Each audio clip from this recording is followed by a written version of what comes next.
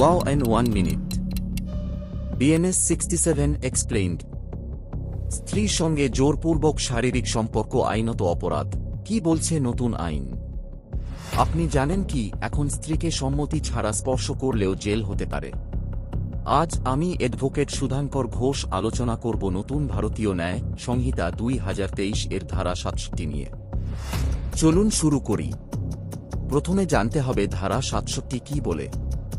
এই ধারাতে বলা আছে যদি কোনো স্বামী তার থেকে আলাদা থাকা অবস্থায় স্ত্রীর সঙ্গে তার সম্মতি ছাড়া যৌন সম্পর্ক স্থাপন করে, তাহলে সেটা অপরাধ হিসেবে গণ্য হবে।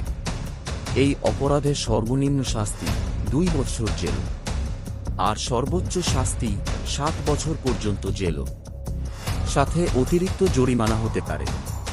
এটা একটি জামিনযোগ্য অপরাধ।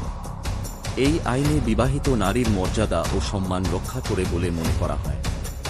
এটি স্পষ্ট করে যে বিবাহ মানেই সার্বক্ষণিক সম্মতি নয়, বা সব সময় স্বামীর জোর স্ত্রী মুখ বুজে সহ্য করবে। নারী সুরক্ষার ক্ষেত্রে এটি একটি বড় পদক্ষেপ।